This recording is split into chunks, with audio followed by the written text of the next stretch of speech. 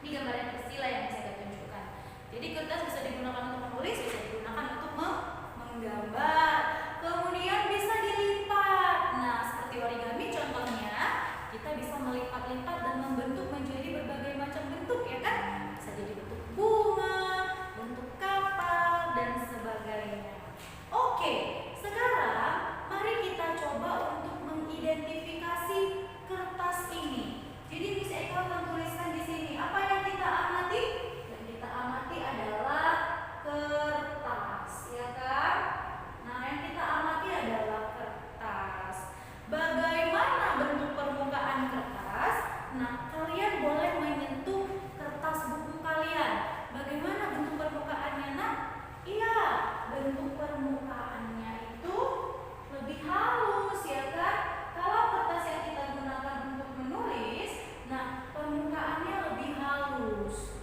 Kemudian bagaimana warnanya kertas? Nah, warnanya kertas ada banyak, ya kan? Seperti misalnya kertas origami, ada bermacam-macam warna.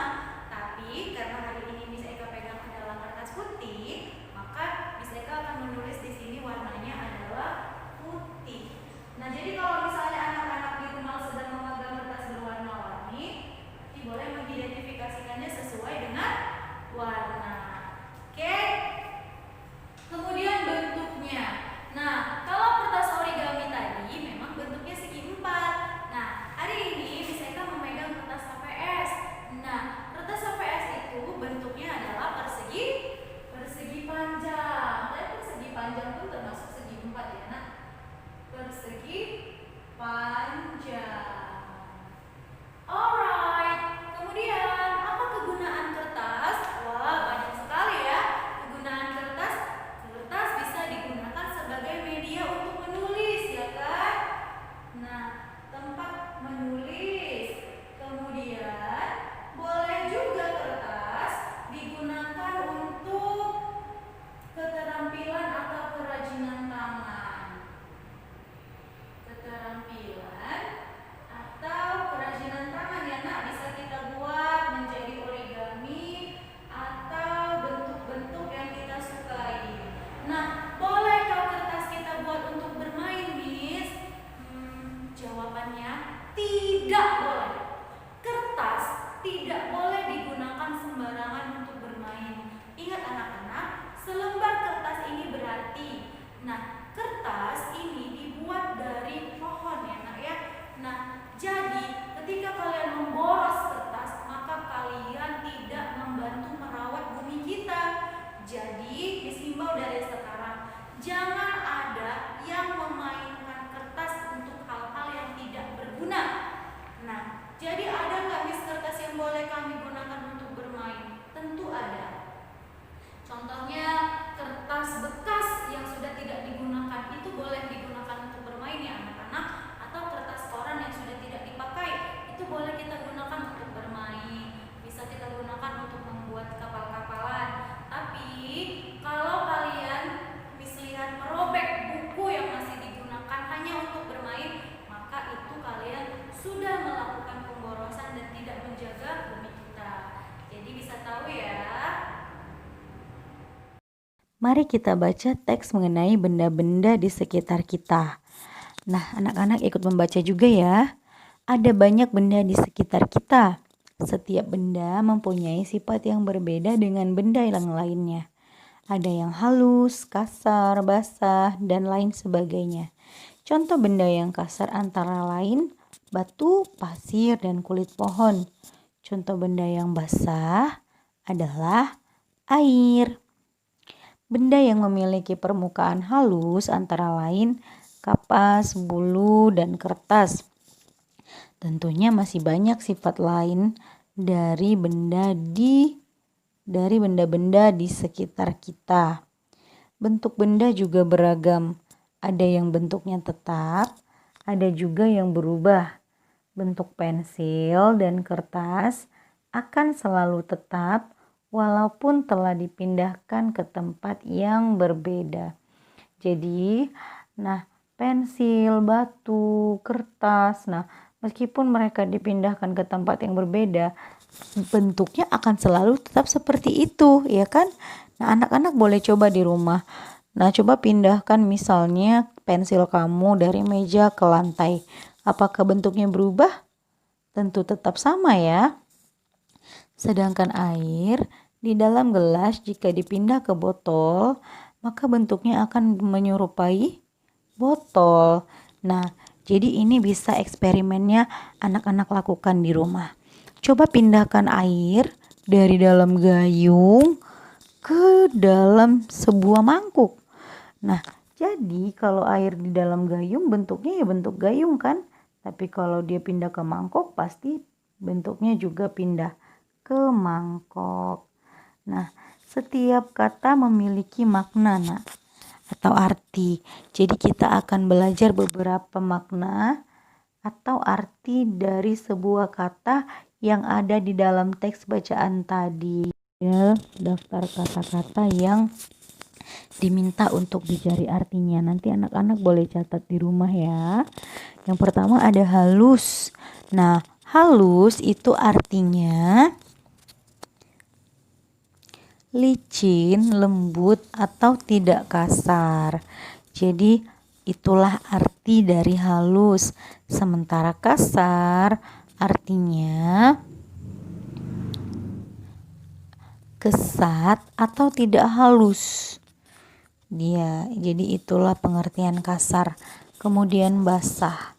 Nah, basah itu anak-anak artinya adalah mengandung air.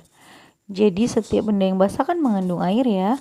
Kemudian tetap itu artinya adalah tidak berubah keadaan atau bentuknya. Jadi dia stay, tetap ya, tidak ada perubahan sama sekali. Begitulah dia artinya. Tidak berubah keadaan atau bentuknya. Sementara berubah artinya berbeda dari semula. Gitu dia. Jadi artinya adalah kebalikan dari tetap ya, Nak. Nah, sementara berubah artinya berbeda dari semula. Oke, jadi itu dia. Oke, nah jadi coba kita masuk ke halaman 24. Coba buka halaman 24-nya anak-anak. Di situ ada sifat-sifat benda, ya kan? Nah, ada alat dan bahan yang kita perlukan. Yang pertama ada kertas nih, saya punya kertas. Kemudian ada batu, tapi batu Miss tidak ada. Jadi Miss Eka akan mengganti batu tersebut dengan penghapus. Lalu kemudian ada piring dan juga ada gelas. Nah, Miss Eka akan membuat suatu pengamatan. Jadi coba kalian perhatikan ya. Pertama katanya, letakkan kertasnya di atas lantai. Perhatikan bentuk dan besarnya. Oke, Miss Eka ganti lantainya menjadi meja. Mari kita lihat. Kita letakkan kertasnya di atas meja. Sudah? Nah, lihat bentuk kertasnya. Kertasnya berbentuk persegi 4, ya kan, berbentuk persegi panjang. Udah? Itulah bentuk kertasnya. Lalu kita ambil kertasnya, pindahkan ke dalam piring. Ini piringnya, bisa kita letakkan kertasnya di atas piring. Coba kita lihat, adakah perubahan bentuk kertasnya? Tidak ada perubahan ya, kertasnya tetap bentuknya seperti ini. Kemudian Miss Eka angkat kertasnya, Miss Eka ambil penghapusnya, lalu kita letakkan di atas meja. Lihat bentuk penghapusnya. Penghapusnya pun berbentuk persegi panjang, kan? Lalu kita masukkan penghapusnya ke dalam gelas. Miss Eka masukkan penghapusnya ke dalam gelas. Nih, ya. Dan Miss Eka masukkan penghapusnya ke dalam gelas. Coba anak-anak, apakah ada perubahan bentuk penghapusnya? Tidak ada ya. Tidak ada perubahan bentuk penghapusnya. Penghapusnya tetap seperti itu ya kan? Nah, lalu apa lagi katanya? Coba kalau Miss Eka taruh kertasnya di atas gelas, adakah perubahan bentuk kertasnya? Tidak ada ya anak-anak, kertasnya tetap berbentuk persegi panjang. Nah, dari sini dapat kita simpulkan bahwa benda padat meskipun diletak dimanapun tidak akan berubah bentuknya, ya kan? Semalam kita sudah belajar mengenai perkalian. Jadi anak-anak, kita sudah memasuki materi perkalian. Nah, sudah bisa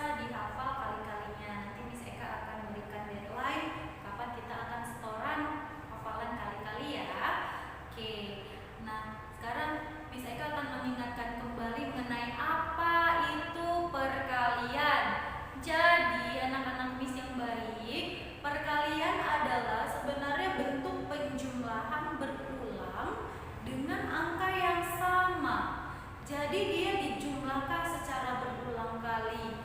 Contohnya 3 kali 2. Berarti angka berapa yang kita jumlahkan, Nak?